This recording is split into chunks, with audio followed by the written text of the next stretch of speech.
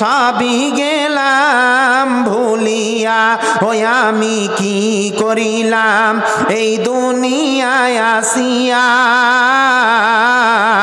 চিন্তা করে দেখ রে মন ভাবিয়া। বন্ধুরে আমার, আল্লাহ আল্লাহর রসুলের দিনকে ভুলে গিয়ে আমরা ইহুদি নাসারাদের দিনের অনুসারী হয়ে গেলাম। আল্লাহ রাব্বুল আলামিন সূরা আলে ইমরানের মধ্যে বলেছেন, ওয়াতাসিমু বিহাবলিল্লাহি জামিআন ওয়া লা তাফাররাকু। ওরে বিশ্বের মুসলমান রে, তোমরা আল্লাহর রজ্জুকে দৃঢ়ভাবে সুদৃঢ়ভাবে একরে ধরো, মজবুত করে আল্লাহর দিনকে একরে ধরো। আর ওয়া লা তাফাররাকু, তোমরা এক অপরে ফরক হয়ে যেও না, বিচ্ছিন্ন হয়ে যেও না। তোমরা সকলেই একত্রিত হয়ে থাকো, সকলেই তোমরা মিলিত হয়ে থাকো। এক অপরে তোমরা দাঙ্গা ফিতনা ফাসাদে মেতে যেও না, তোমরা একত্রিত হয়ে থাকো। বন্ধুরে, তাহলে এই গুণগুলো যদি আমাদের মধ্যে থেকে যায়, 7টা গুণ যদি আমাদের মধ্যে থেকে যায়, তাহলে কঠিন কিয়ামতের ময়দানে আমরা আল্লাহ রাব্বুল আলামিনের কাছে নাজাত পাবো, আর অন্যান্য হাসরবাসীরা নাজাত পাবে না। কিন্তু এই 7 শ্রেণীর ব্যক্তি হিসাব নিকাশ হওয়ার আগে আল্লাহর কাছে নাজাত পাবে, আল্লাহর আশ্রয় পাবে। আল্লাহর কঠিন দিনে, কঠিন হাসরের ময়দানে আপনার কিনা এমন মানুষ ত্রাহি ত্রাহি করবে, কলিজাটা ভয়ে আপনার গলার কাছে চলে আসবে, মগজগুলো গলে গলে নাক কান দিয়ে বেয়ে বেয়ে পড়তে থাকবে গুনাহগারদের, আর জিহ্বাটা কুকুরের মতো নাভিস্থল পর্যন্ত চলে আসবে। আপনার কিনা মানুষ উলঙ্গ হয়ে থাকবে, মানুষ উলঙ্গ হয়ে থাকবে। একটা মা আয়েশার হাদিস আছে, মা আয়েশা বলছেন নবীজিকে, ইয়া রাসূলুল্লাহ, ইয়া হাবিবাল্লাহ, ও দয়ার নবী গো, আমি যে আপনার বিবি আর আপনি যে আমার স্বামী, তাহলে আমি আয়েশা কি উলঙ্গ অবস্থায় উঠব? নবীজি বলছেন, আয়েশা রে, বুখারীর হাদিস বন্ধুরে, বুখারী মুসলিমের হাদিস। নবীজি বলছেন, আয়েশা রে শুনে নাও, সেদিন কঠিন কিয়ামতের ময়দানে আমির ফকির গরিব ধনী সবাই সমান থাকবে, এমনকি নবী পর্যন্ত, আমি নবীদের নবী আখেরি পয়গম্বর পর্যন্ত উলঙ্গ অবস্থায় থাকবো রে আয়েশা, আমার পরনে পর্যন্ত কাপড় থাকবে না। এমনকি মা আয়েশা বললেন, ইয়া রাসূলুল্লাহ, ইয়া হাবিবাল্লাহ, ও দয়ার নবী গো, মানুষ কি নিজের লজ্জাস্থানকে খেয়াল করবে না? তখন নবীজি বলছেন, আয়েশা রে, 3টা মৌকা আসবে রে আয়েশা, কেউ কারোর দিকে তাকানোর সময় পাবে না, কেউ কারোর দিকে তাকার সময় পাবে না। তাই আপনার যেদিন ইসরাফিল সিংহায় ফুৎকার মেরে দেবে, মানুষ সবাই যত কবরবাসী আছে, কবরবাসীরা আপনার কিনা উলঙ্গ অবস্থায় কিয়ামতের ময়দানে আপনার উঠবে। তো এবার কবি কি বলছে দেখেন, ইসরাফিল সিংহায় ফুঁকিলে কায়েম হবে হাসরের দিন, খুদে আল্লাহ হবেন কাজী, বিচার হবে বান্দার সেদিন। ইসরাফিল সিংহায় ফুঁকিলে কায়েম হবে হাসরের দিন, খুদে আল্লাহ হবেন কাজী, বিচার হবে বান্দার সেদিন। কবর থেকে উঠবে সবাই, নাঙ্গা বদন খালি পায়, দিশে হারাবে হোশ হবে, লজ্জার খেয়াল থাকবে না। ধন দৌলত বাহাদুরি সব হবে রে তোর মূল্যহীন, খুদে আল্লাহ হবেন কাজী, বিচার হবে বান্দার সেদিন।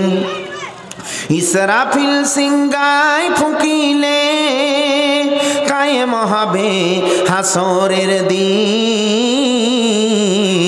খুদে আল্লাহ হবেন কাজী, বিচার হবে বান্দার সেদিন। বন্ধুরে আমার, কঠিন কিয়ামতের ময়দানে মানুষ উঠবে আপনার কিনা সব চাইতে বিচক্ষণ রাবি, সব চাইতে নির্ভেজাল রাবি, সব চাইতে বিচক্ষণ সাহাবী, পুরুষদের মধ্যে সব চাইতে যিনি হাদিস বর্ণনা করেছেন সেই সাহাবীটির নাম হচ্ছে হযরতে আবু হুরায়রা রাদিয়াল্লাহু তাআলা আনহু। এই আবু হুরায়রা রাদিয়াল্লাহু তাআলা আনহু বর্ণনা করে বলছেন, নবী মুহাম্মদুর রাসূলুল্লাহ সাল্লাল্লাহু আলাইহি ওয়াসাল্লাম বলেছেন যে কঠিন কিয়ামতের ময়দানে মুমিন যারা মুত্তাকি ঈমানদার হবে তাদের কি কোনো বাঁচানোর পথ নাই? যে আছে, একটাই তাদের পথ আছে। প্রত্যেক মানুষ ত্রাহি ত্রাহি করবে, তবু ওই কঠিন ভয়ঙ্কর দিনে 7 শ্রেণীর মানুষ আল্লাহর আরশের ছায়ার আশ্রয় পাবে। আল্লাহর রহমতের ছায়া ব্যতীত, আল্লাহর বরকতের ছায়া ব্যতীত, আল্লাহর আরশের ছায়া ব্যতীত আর কোনো সেখানে ছায়া থাকবে না। বন্ধুরে, সেখানে কোনো প্যারাসুটের ছায়া থাকবে না, কোনো গাছের ছায়া থাকবে না, কোনো চাদরের ছায়া থাকবে না, কোনো প্যান্ডেলের ছায়া থাকবে না। সেখানে শুধু একটাই ছায়া থাকবে রে, সেই একটা ছায়া আল্লাহর রহমতের ছায়া ব্যতীত, আল্লাহর আরশের ছায়া ব্যতীত আর কোনো ছায়া পাওয়া যাবে না। তাহলে 1 নম্বরে নবীজি বলেছেন, 1 নম্বর গুণ যদি থেকে যায় তাহলে এই ধরনের ব্যক্তিরাও ওই আল্লাহর আরশের ছায়ার তলে আশ্রয় গ্রহণ করবে। নাম্বার 1, আল্লাহ রাব্বুল আলামিনের নবী বলেছেন, সাবাতুন ইউজিল্লুহুমুল্লাহু তাআলা ফি জিল্লিহি ইল্লা জিল্লুহু ইমামুন আদিল। বন্ধুরে, নবীজি বলেছেন 7 শ্রেণীর ব্যক্তি সেদিন আল্লাহর আরশের ছায়ার তলে আশ্রয় পাবে। তার মধ্যে নাম্বার 1 ইমামুন আদিল। ইমামুন আদিল বলতে ইমাম শব্দের অর্থ হচ্ছে বন্ধুরে নেতা। ইমাম মানে কোন মসজিদের ইমাম নয়। আমার নবীজি বলেছেন ইমামুন আদিল, যে ন্যায় পরায়ণ শাসক, ন্যায় পরায়ণ নেতা, যে নেতার দ্বারাই এলাকাটা সুস্থভাবে পরিচালনা হয়েছে, যে নেতার দ্বারাই আপনার গ্রামটা সুস্থভাবে পরিচালনা হয়েছে, যে মেম্বারের দ্বারাই আপনার এলাকাটা সুস্থভাবে চলেছে, যে মেম্বারের দ্বারাই আপনার এলাকাতে কোনো ঝামেলা হয়নি, ঝগড়া হয়নি, ফিতনা হয়নি, ফাসাদ হয়নি, সুস্থভাবে শান্তিভাবে চলেছে, যে মেম্বারের দ্বারাই, যে প্রধানের দ্বারাই পঞ্চায়েতটা সুস্থভাবে চলেছে, ঠিকমতো চলেছে, যে সর্দারের দ্বারাই সমাজটা ভালোভাবে চলেছে, যে সর্দারের দ্বারাই এলাকাটা ভালোভাবে চলেছে। নবীজি বলেছেন ইমামুন আদিল, যে ন্যায় পরায়ণ শাসক, ন্যায় পরায়ণ শাসক। তোমার মধ্যে এই রকম যদি গুণ থেকে যায়, ন্যায় পরায়ণ, তুমি যদি ইনসাফের সাথে বিচার করনেওয়ালা হও, হকের সাথে যদি তুমি এলাকাটা সুস্থভাবে চালাতে পারো, তাহলে নবীজি বলছেন তোমার জন্য সুসংবাদ, সুসংবাদ, তুমি আল্লাহর আরশের ছায়া পাবে। নাম্বার 2, নবীজি নাম্বার 2 বলছেন ওয়াসাবুন নাসা ফি ইবাদাতিল্লাহি।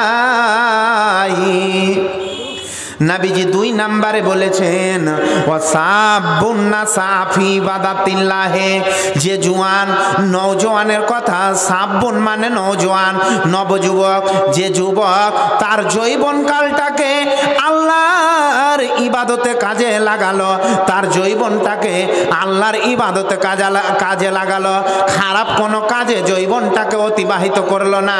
আর নবীজি আরেক হাদিসে বলছেন উম্মত রে শুনে নাও, সাবাবাকা কবলা হারামিকা, যে বার্ধক্য আসার আগে আগে তোমার যৌবনটাকে বড় নিয়ামত মনে করো, বৃদ্ধ হয়ে যাওয়ার আগে আগে, যে যৌবনটা হাত ছাড়া হয়ে যাওয়ার আগে আগে তোমার যৌবনটাকে আল্লাহর ইবাদতে কাজে লাগাও, আল্লাহর ইবাদতে তোমার যৌবনটাকে অতিবাহিত করো। বন্ধুরে, আজকে এই যৌবনের তাড়নাতে আমরা কত মস্তানি করি, বাহাদুরি করি। না না, কোনো বাহাদুরি করা যাবে না। এই যৌবনটা পেয়ে, এই ক্ষমতাটা পেয়ে, এই রক্তর তেজ দেখিয়ে পৃথিবীতে আপনার কিনা ক্ষমতা বাহাদুরি দেখা যাবে না। এই বাহাদুরি করা চলবে না। কত বাহাদুরি, সব বাহাদুরু দেখাইয়া ফিরো না বন্ধুগণ, কত বাহাদুরু সব করিল গ্রমণ। কব দুনিয়ার বাহাদুরি কাজে লাগিবে না, যদি পারো দেখাইতে কবরেতে গিয়া। হিকমতের বলে যদি রহিত বাঁচিয়া, এ লোকমান হাকিম কভু না ছাড়িত দুনিয়া।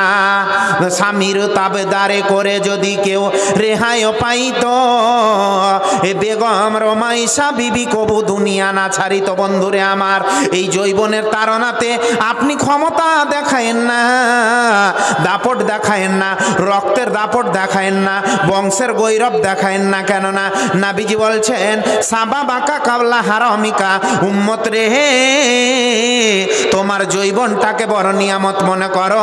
বার্ধক্য ধরার আগে আগে, বার্ধক্য হয়ে যাওয়ার আগে আগে, যৌবনটা হাত ছাড়া হয়ে যাওয়ার আগে আগে আল্লাহর ইবাদতে তোমার যৌবনটাকে কাজে লাগাও। নাবিজি বলছেন, হে যুবক, ওরে নওজোয়ানের দল, ওরে যুবকের দলেরা, তোমরা যদি ওই যুবক অবস্থায় 15 বছর থেকে 20 বছর থেকে আপনার কিনা তোমরা যদি মুখে দাড়িটা রেখে দাও আর আল্লাহর ইবাদতে তোমরা মত্ত হয়ে যাও, এই যুবক তোমার মধ্যে এই গুণ যদি থেকে যায়, তাহলে আমার নাবিজি বলছেন তোমার জন্য সুসংবাদ, সুসংবাদ, তুমিও আল্লাহর আরশের ছায়া পাবে। নবীজি বলছেন তুমিও আল্লাহর আরশের ছায়া পাবে, এতে কোনো সন্দেহ নেই। তাহলে 3 নম্বরে নবীজি বলছেন, ওয়ারাজুলুন কলবুহু মুআল্লাকুন ফিল মাসাজিদ। নবীজি বলেছেন, ওয়ারাজুলুন কলবুহু মুআল্লাকুন ফিল মাসাজিদ, যে ব্যক্তির অন্তরখানা আল্লাহর ঘরের সঙ্গে সম্পর্ক থাকলো, আল্লাহর ঘরের সাথে সম্পর্ক থাকলো, যার অন্তরখানা মুআল্লাকুন মানে লটকিয়ে রাখানো, কলবুহু মানে দিলটা, অন্তরখানা কলিজাটা। আপনি জিজ্ঞাসা করছেন, মাওলানা সাহেব, মানুষের কলিজা কি আল্লাহর ঘরে ঝুলানো যায়? জি যায়। একজন মানুষ 80 বছর 70 বছর হয়ে গেছে, আর 80 বছর 70 বছর বয়সে আপনার কিনা কি করলো সে, তার আপনার বাড়ি থেকে বের হয়ে কি করলো সে, আসরের সালাত আদায় করে, আসরের সালাত আদায় করলো, আর আসরের সালাত আদায় করে আবার বাড়ি থেকে মসজিদ, মসজিদ থেকে বাড়ি। তার মনটা কোনো চায়ের দোকানে যাচ্ছে না, চায়ের দোকানে আড্ডা মারছে না, মেলাতে আড্ডা মারলো না, খালি মসজিদ থেকে বাড়ি আর বাড়ি থেকে মসজিদ। এই রকম করে একজন বৃদ্ধ মানুষ, মসজিদের সঙ্গেই তার সম্পর্ক আছে। আরেকজন মানুষ একবার সন্ধ্যায় ঝাড় দেয় আল্লাহর ঘরকে, মসজিদকে, আল্লাহর ঘরকে একবার সকালে ঝাড়ু মারে, আর আপনার তাকিয়ে তাকিয়ে দেখে মসজিদে কোনটা দিলে ভালো থাকবে, কোনটা দিলে মসজিদ সাজবে, কোনটা দিলে মসজিদ ভালো থাকবে, এইরকম করে তাকিয়ে তাকিয়ে দেখছে। বন্ধুরে, এটাই হচ্ছে আল্লাহর ঘরের সঙ্গে সম্পর্ক, আল্লাহর মসজিদের সাথে সম্পর্ক। আমার নবী বলছেন, রাজুলুন কলবুহু মুআল্লাকুন ফিল মাসাজিদ, যার অন্তরখানা আল্লাহর ঘরের সঙ্গে সম্পর্ক থাকলো, আল্লাহর ঘরের সাথে জড়িত থাকলো, আল্লাহর মসজিদের ইবাদতখানার সাথে জড়িত থাকলো, নবীজি বলেছেন তোমার জন্য সুসংবাদ, সুসংবাদ, তুমিও আল্লাহর আরশের ছায়া পাবে। 4 নম্বরে নবীজি বলছেন, ওয়ারাজুলানে তাহাব্বা ফিল্লাহি ইসতামা আলাইহি ওয়া তাফাররাকা আলাইহি, আল্লাহর নিমিত্তে বন্ধুত্ব, আল্লাহর নিমিত্তে শত্রুতা, আল্লাহর জন্য বন্ধুত্ব হওয়া, আল্লাহর জন্য আপনার শত্রুতা করা। কেমন আল্লাহর জন্য বন্ধুত্ব হওয়া আর আল্লাহর জন্য শত্রুতা করা? নিজের ভাই যদি হয় তাহলে একেও আল্লাহর জন্য শত্রুতা করতে হবে, আল্লাহর জন্যই বন্ধুত্ব করতে হবে। নবীজি বলেন, বলছেন ওয়ারাজুলানে তাহাব্বা ফিল্লাহি ইস্তামা আলাইহি ওয়া তাফাররাকা আলাইহি, যে আল্লাহর নিমিত্তে বন্ধুত্ব, আল্লাহর নিমিত্তে শত্রুতা। যে বন্ধুরে আল্লাহর জন্য কেমন বন্ধুত্ব হতে হবে, আল্লাহর জন্য কেমন শত্রুতা হতে হবে। আপনাকে আমি বললাম ভাই আপনি সালাত আদায় করেন, আপনি মুসলমান, আপনি বেনামাজি হয়ে ঘুরিয়েন না, আল্লাহর দ্বীনের মুখ হন, আল্লাহর মসজিদ মুখ হন, ইবাদত করেন, সালাত আদায় করেন। আপনি আমার কথা শুনে নামাজ ধরলেন, 5 ওয়াক্ত সালাত আদায় করছেন। এবার দুদিন পরে বললাম ভাই আপনার মুখে নবীর সুন্নত নাই, নবীর আদর্শ নাই, আপনি দাড়িটাও রেখে দেন। আমার কথা শুনে আপনি দাড়িটাও রেখে দিলেন। এবার কি হলো, 1 মাস পরে 2 মাস পরে আপনার শয়তানের ওয়াসওয়াসাতে দাড়িটাও কেটে দিলেন, নামাজটাও ছেড়ে দিলেন। একেই বলা হয়েছে। তাহলে বন্ধুরে আপনার সঙ্গে আগে বন্ধুত্ব করলাম, আপনি আমার খালাতো ভাই নয়, আপনি আমার মামাতো ভাই নয়, আপনি আমার মায়ের পেটের ভাই নয়, কিন্তু আপনি আল্লাহর জন্য আপনাকে ভালোবাসি, যে আল্লাহর ইবাদত করছেন বলে আপনাকে আমি ভালোবাসি। আল্লাহর সালাত আদায় করছেন, 5 ওয়াক্ত নামাজ আদায় করছেন, এই জন্য আপনাকে ভালোবাসি। যেমনই আপনি সালাতটাকে ত্যাগ করে দিলেন, দাড়িটাকে কেটে দিলেন, এবার আল্লাহর জন্য আপনার সঙ্গে আমাকে শত্রুতা করতে হবে। তাহলে বন্ধুরে আমি বীরভূম থেকে যখন এলাম, আপনারা খেতে দিলেন, টিফিন করালেন, নাস্তা করালেন, মৌলানা সাহেব কি করে এলেন, কেমন ভাবে এলেন? আপনারা তো কেউ আমার নিচের আত্মীয় স্বজন নয়, মায়ের পেটের ভাই নয়, এত কেন আমাকে সম্মান করছেন, এত কেন আমার খেদমত করছেন, এত কেন আমাকে সম্মান করছেন? আর এই অত্র এলাকার মানুষের সম্মান করলেন না, আমাকে কেন এত আপনারা ইজ্জত দিচ্ছেন? তাহলে আমি দ্বীনের খাদেম বলে আমাকে আপনারা ভালোবাসেন। একেই বলা হয়েছে ওয়ারাজুলানে তাহাব্বা ফিল্লাহি ইস্তামা আলাইহি ওয়া তাফাররাকা আলাইহি। আল্লাহর জন্যই বন্ধুত্ব, আল্লাহর জন্যই শত্রুতা। বন্ধুত্ব হতে হলে নিঃস্বার্থ হতে হবে, কোনো স্বার্থওয়ালা বন্ধু হলে হবে না, আপনার কোনো স্বার্থ থাকা হবে না, আপনার স্বার্থ থাকলে চলবে না। আপনার একটা গাড়ি আছে, যে সময় আপনার গাড়িটাকে চালাতে পাবো বলে আমি বন্ধুত্ব করেছি। আপনার টাকা আছে, সময়ে আমি টাকা পাবো, ধার টাকা নেব। আপনার কিনা বাগান আছে, ফল ফ্রুট জমি ইত্যাদি সবজি শাক সবজি খেতে পাবো, এই উদ্দেশ্যে আমি বন্ধুত্ব করেছি। জি না না, এই উদ্দেশ্যে যদি বন্ধুত্ব হয় আল্লাহর আরশের ছায়া তো পাবেন না। বন্ধুত্ব হলে নিঃস্বার্থ হতে হবে, আল্লাহর জন্যই বন্ধুত্ব করতে হবে, আল্লাহর জন্যই শত্রুতা করতে হবে। এই রকম যদি তুমি করতে পারো, তাহলে আমার নবীজি বলেছেন উম্মত রে তোমার জন্যে সুসংবাদ, সুসংবাদ, তুমিও আল্লাহর আরশের ছায়া পাবে, তুমিও আল্লাহর আরশের ছায়া পাবে। তাহলে 5 নম্বরে নবীজি বলেছেন, 5 নম্বরে নবীজি বলেন ওয়ারাজুলুন দাআতুহু ইমরাতুন যাতুন মানসিবিন ওয়া জামালিন ফাকালা ইন্নী আখাফুল্লাহ। নবীজি বলেছেন কোন এই গ্রামের মধ্যে একটা বড় সুন্দরী রমণী, অতি সুন্দরী রূপের কাণ্ডারী, সুন্দরী রমণী নারী একটা, আপনার কঠিন বড় বংশের মেয়ে, তার এত সুন্দর রূপ, এত সুন্দর জৈন, তার রূপ চেহারা সুন্দর।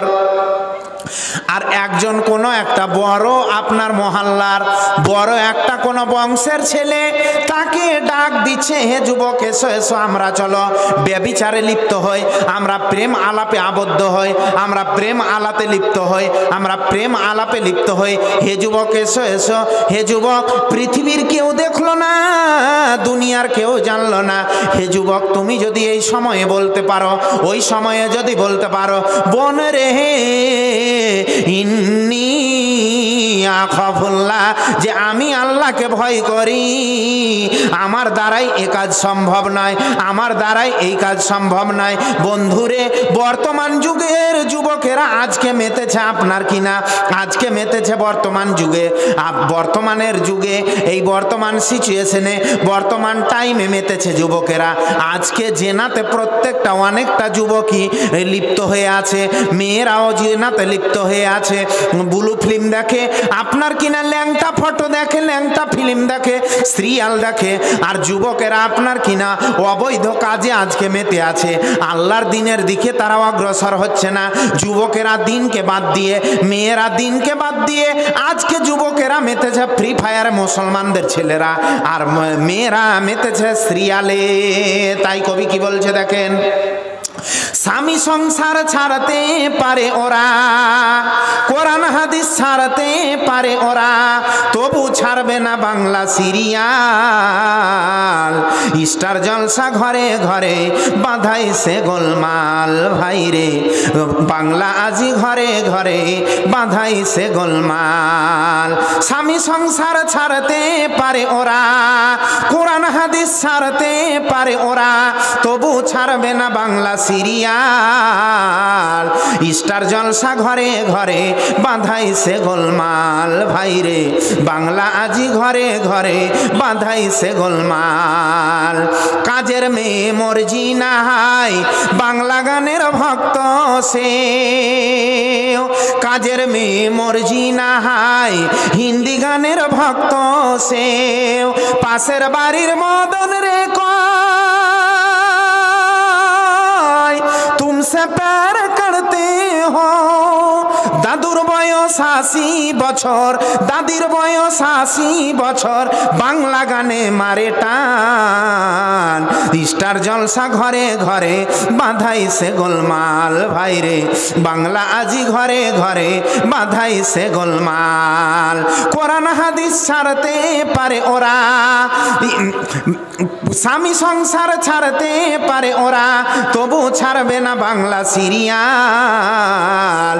স্টার জলসা ঘরে ঘরে বাঁধাইছে গোলমাল, ভাইরে বাংলা আজি ঘরে ঘরে বাঁধাইছে গোলমাল। ঠিক কিনা বলেন? এটা হচ্ছে কি হয় না? মুখ খুলেন একবার। জি, তাহলে মুসলমানদের ঈমান আজকে বরবাদ হয়ে গেল, ধ্বংস হয়ে গেল। তাহলে বন্ধুরে আমার, নবীজি বলেছেন ওয়ারাজুলুন দাআতহু ইমরাতুন জাতুন মানসিবিন জামালিন ফাকালা ইন্নী আখাফুল্লাহ। বন্ধুরে আমার, ওই মিশরের মাটিতে জুলেখাকে যখন, বিবি জুলেখা যখন ইউসুফকে যখন আপনার কিনা খারাপ কাজের জন্য ডাক দিল যে ইউসুফ রে, তুমি তোমার জন্য আমার জৈবনটা, আমার দেহটা ফিরি, তুমি ইচ্ছা মতন আমার দেহকে ভোগ করো, তুমি ইচ্ছা মতন দেহকে ভোগ করো। ইউসুফ রে, আমি তোমাকে ভালোবাসি। ইউসুফ আলাইহিস সালাম বললেন, জুলেখা আমি আল্লাহকে ভালোবাসি, আমি তোমাকে ভালোবাসি না।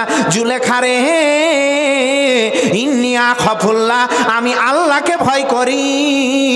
বন্ধুরে আমার, ইউসুফ আলাইহিস সালামের এত সুন্দর আল্লাহ চেহারা দিয়েছিলেন, এত সুন্দর আল্লাহ চেহারা দিয়েছিলেন যে বিবি জুলাইখারও এমন সুন্দর চেহারা ছিল।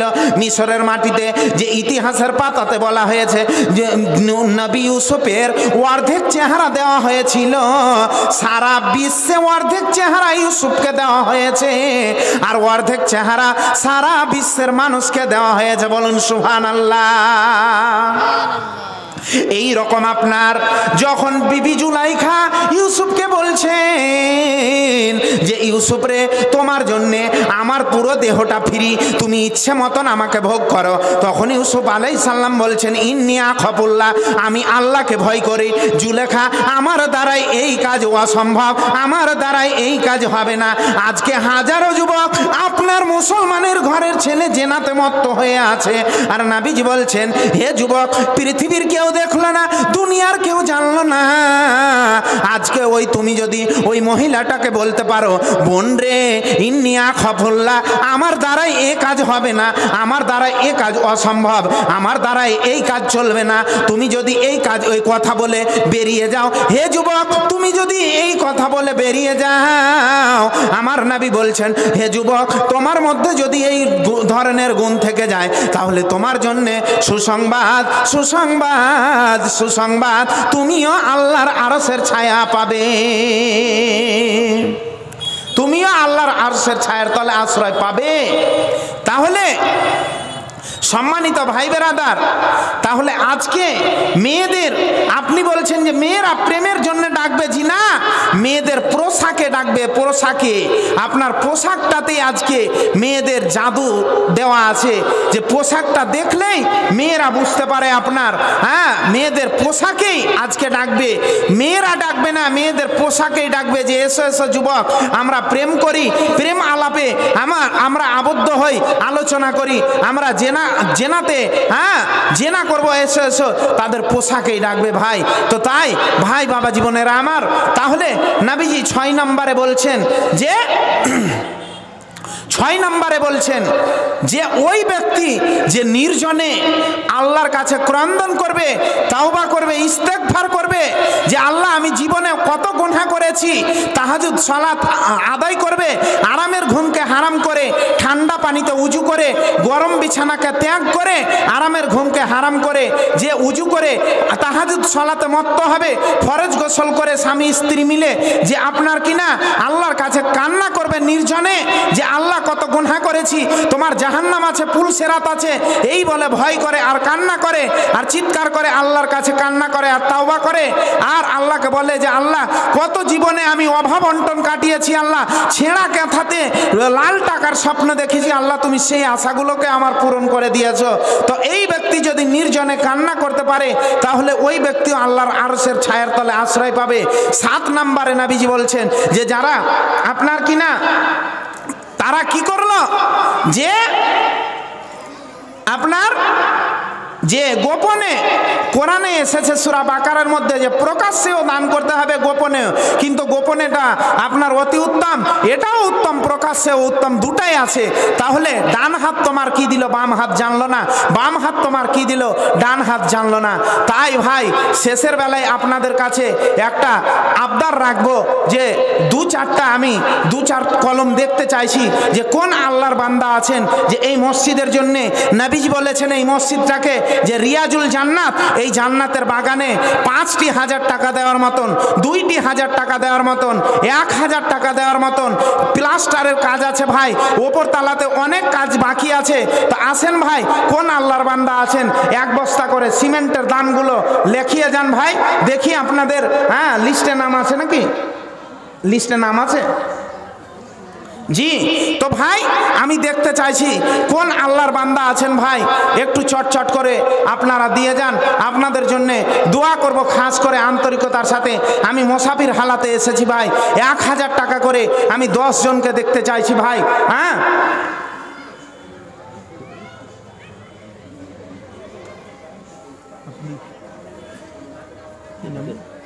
এক বস্তা,